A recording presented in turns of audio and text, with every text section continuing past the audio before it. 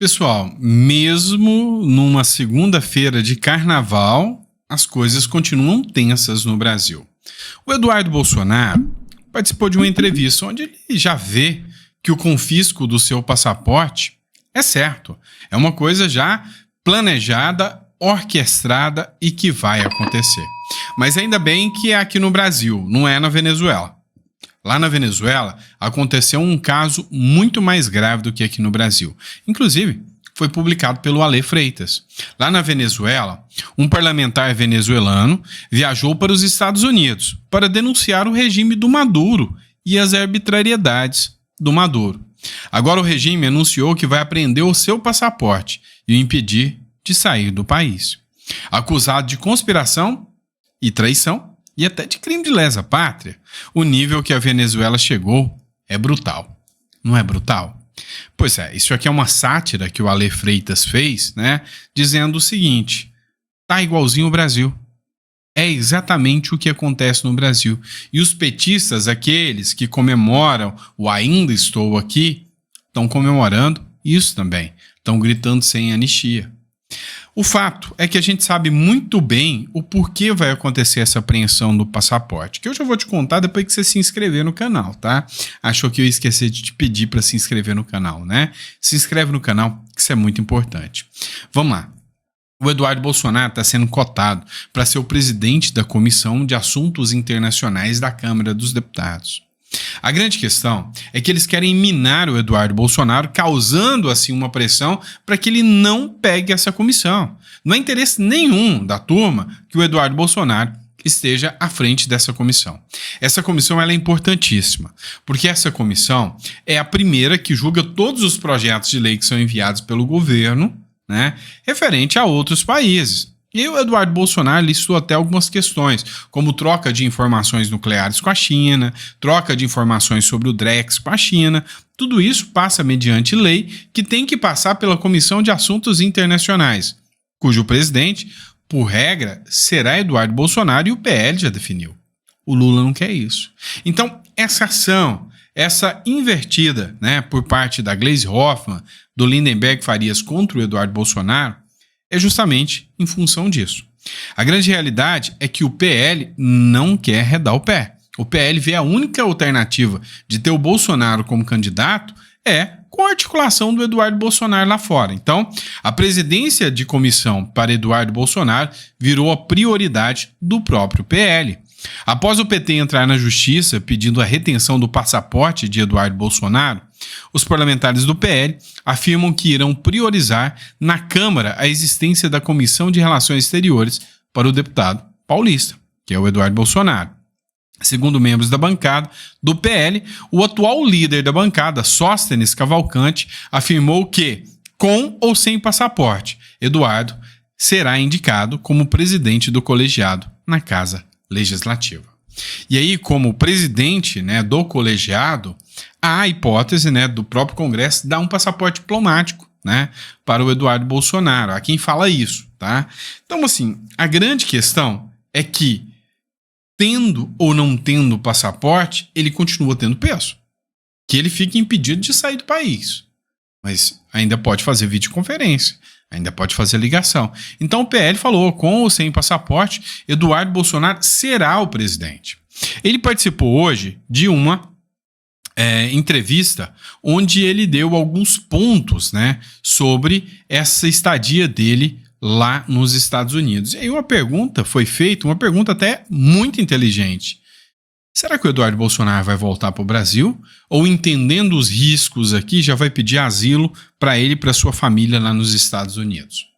Muita gente levantou esse questionamento, que Eduardo deveria pedir asilo e continuar fazendo as denúncias como deputado exilado. É óbvio que ele perderia o seu mandato, né? Mas como deputado exilado, ele deveria continuar fazendo denúncias sobre o que está acontecendo lá nos Estados Unidos, né? Pedindo um asilo político lá. O que é complicado, que é complexo, né? Ele não seria recebido em outros lugares, né, em Europa, por exemplo, entre outros lugares, sendo um ex-parlamentar. Ele perderia o seu mandato aqui no Brasil, né? Por regra da lei, ele perderia. Então, assim, é muito pouco provável. Mas ele respondeu justamente isso. Será que o Eduardo Bolsonaro fica por lá ou volta para o Brasil? Escuta só. Leandro, boa tarde, deputado. Bom, duas perguntas. O senhor está nos Estados Unidos ainda, né? Acho que está muita gente querendo saber qual que é a sua posição, se você vai ficar nos Estados Unidos e levando as questões do que está acontecendo no Brasil, ou se o senhor vai voltar. E sobre isso do Senado, a gente fala bastante aqui no programa, né? Eu vejo a eleição do Senado como uma das eleições mais importantes, talvez, da história e uma das mais importantes depois do próprio presidente, exatamente porque esse tipo de pauta só pode ser votado no Senado, que é o impeachment do presidente, né? Então, como você vê a perspectiva para 2026 para a direita da gente conseguir realmente virar o Senado Federal, que a gente sabe que hoje a gente não tem maioria da direita no Senado, as grandes votações a gente acaba conseguindo reverter somente na Câmara dos Deputados. Como você vê essas articulações e a perspectiva para 26? Perfeito, né? A articulação, a perspectiva é a construção de um Senado forte e a pauta é brigar por impeachments dos ministros do Supremo Tribunal Federal no futuro, né? Agora a grande questão é, do que adianta brigar por impeachment se é um presidente de esquerda que ganha, né? Ele vai nomear novos ministros. Então, assim, a pauta é eleger um presidente de direita e senadores, e preferencialmente deputados, para que lhe deem a maioria. Olha o que ele respondeu. Obrigado pela pergunta, Carol. Muito interessante. Eu tenho passagem marcada para retornar depois do Carnaval para o Brasil, né? Pretendo mantê-la, tá? Eu sei dos riscos que eu estou correndo, mas eu também acredito que seria um grande tiro no pé determinadas maldades serem cometidas contra mim. Isso daí aceleraria várias outras, abriria outros flancos para punição contra essa covardia que pudesse ser feita contra mim, né? Por exemplo, a gente fala muito de lei Magnitsky, mas também existem as sanções OFAC. Para que as pessoas entendam, essas sanções, por exemplo, foram decretadas pelo presidente Trump contra o procurador do Tribunal Penal Internacional, o senhor Karim Khan. Ele, né, esse procurador, ele determinou a prisão do Benjamin Netanyahu e o Trump sancionou não só o procurador, como todos os investigadores que fizeram parte desse relatório pedindo a prisão do Benjamin Netanyahu. E isso daí foi feito porque esse procurador estava invadindo a jurisdição norte-americana, já que tanto Estados Unidos quanto Israel não são signatários do acordo internacional que criou o Tribunal Penal Internacional de Haia. E se você traçar um paralelo, é justamente isso que o Alexandre de Moraes está fazendo, né? Ele está invadindo a competência norte-americana quando ele, por exemplo, determina a prisão de americanos, como teve o caso de uma senhora recentemente, quando ele determina o banimento de plataformas sediadas nos Estados Unidos, como o Rumble e a Truth Social, e pior ainda, porque o caso da Truth Social é, todo mundo sabe, uma rede social do presidente Trump. Ela tem ali o seu valor de mercado em alguns bilhões de dólares, então, além de tudo, ele ainda está se metendo, né, no bolso do Trump, que todo mundo sabe que é um businessman. Então, nesse cenário, acho difícil que ocorra pode ser difícil, né? Vamos ver o que acontece. A gente não duvida mais de nada hoje em dia, mas eu acho que eu retorno para o Brasil sim, depois do Carnaval. E com relação às estratégias da direita para 2026, além do nosso trabalho proativo, tem ainda a parte do governo Lula ir muito mal. Há uma tendência de uma piora da crise econômica. As pessoas vão cada vez mais realizar, mesmo aqueles que votavam no PT, enganados, né, pelo sonho vendido de picanha e cervejinha final de semana, cada vez mais vão caindo na real. Os índices de criminalidade vão piorando, porque um governo de esquerda ele dá mais conforto para o bandido delinquir. Então esse caldo todo vai propiciar uma ida mais para a direita. O pêndulo vai ficar mais à direita em 2026. E se a gente conseguir essa maioria qualificada de 2/3 no Senado, a gente pode sim colocar um freio no Alexandre de Moraes e tirar ele do STF. Vamos lá, pessoal. Esse perfil aqui é da Carol Esponza. Quem quiser me seguir no Instagram, eu sempre cito a fonte, tá? Não conheço a Carol pessoalmente, mas eu sempre cito a fonte de onde eu tô trazendo a matéria. Mas vocês viram o que o Eduardo foi límpido aqui, né? Em expor. Olha, o que passa a ser o alvo total é que o governo norte-americano, né? O Donald Trump, o Elon Musk, querem tirar da seara da jurisdição brasileira e puxar isso para a jurisdição norte-americana. E como que eu vou tirar da jurisdição brasileira partindo para a jurisdição norte-americana? É simples, é só mostrar que cidadãos americanos foram atingidos. E aí, né, nós temos essa pérola aqui da Revista Oeste, que eu vou trazer para você daqui a pouquinho, depois que você visitar a nossa biblioteca digital e conhecer os livros que nós temos disponíveis para vocês aí, tá, pessoal? Ó, Espiritualidade e Prosperidade, Segredos dos Ricos, os Investimentos, o livro tá top demais, então recomendo você fazer o download, fazer o pagamento do valor que você achar justo, tá? E tá conhecendo o nosso conteúdo aí, tá bom? Mas vamos lá, a grande questão é isso aqui. Elon Musk toma conhecimento do caso de brasileira que foi alvo de Moraes. O empresário e conselheiro sênior do Donald Trump, o Elon Musk, tomou conhecimento de um caso da Flávia Cordeiro Magalhães, tá? O que é o caso da Flávia Cordeiro Magalhães? A Flávia é brasileira, mas já é naturalizada americana já faz um tempo. E aí ela fez publicações no seu perfil do Twitter. Acaba que, morando nos Estados Unidos, sendo cidadã americana, ela publicou de lá dos Estados Unidos as opiniões que ela tem aqui do Brasil, né? Do Alexandre de Moraes. Veio uma ordem de prisão do ministro Alexandre de Moraes com suspensão do seu passaporte e também, né, determinação de suspensão da sua conta no perfil no X. Ela veio ao Brasil, chegando aqui foi informado que seu passaporte não estava mais apto, né, no brasileiro.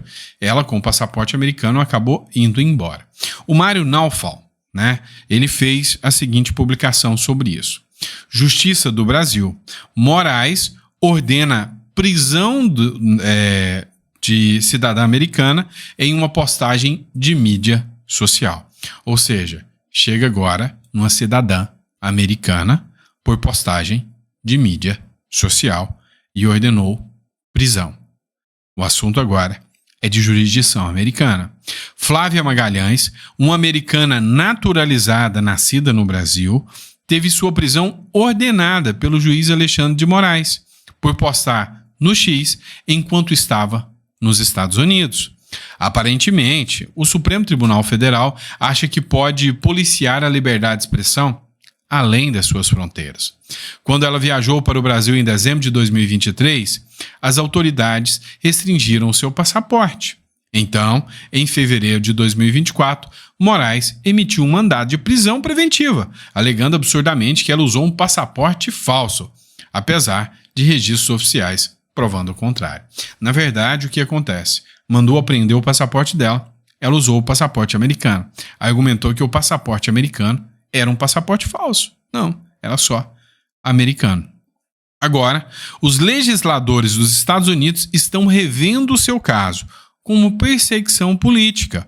O Congresso está mesmo avançando no Censor Onshore Act, né, que é aquela lei que foi criada lá, né, para proibir Moraes de entrar nos Estados Unidos.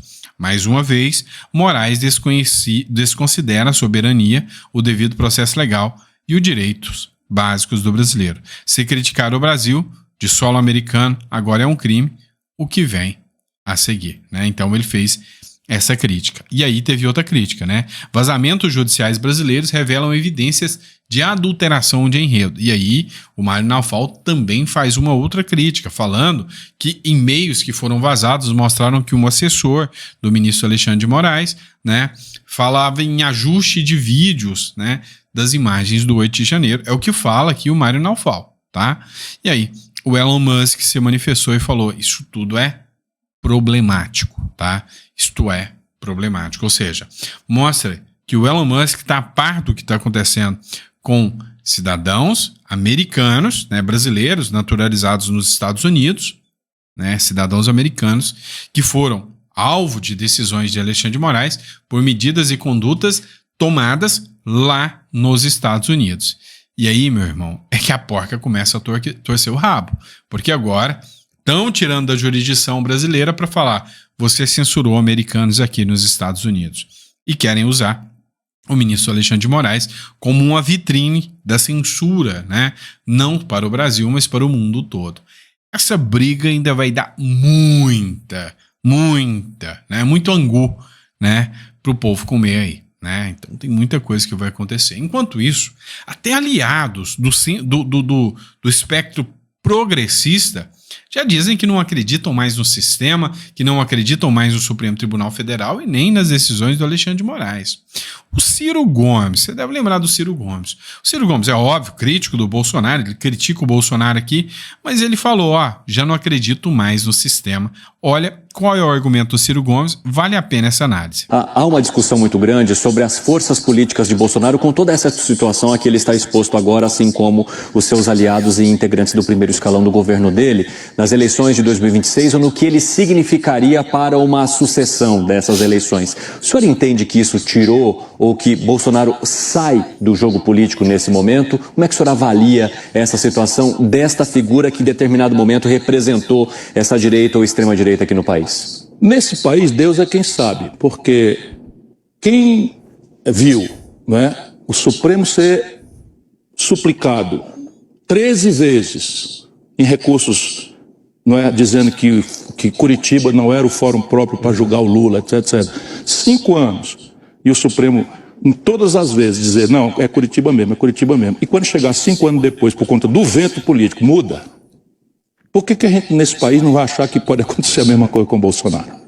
Mas eu quero entender, inclusive, da força política eleitoral, dos eleitores esperarem. O Bolsonaro, ou esperarem esse mesmo desfecho que o senhor acabou de mencionar. Eu estou só dizendo que eu não tenho mais segurança jurídica no Brasil. Uma das razões que eu não quero mais participar é porque se você não acredita mais no sistema, o que é que você está fazendo legitimando esse sistema? Essa é a razão que eu disse para a Dora Câmara. Então, eu perdi a crença no sistema.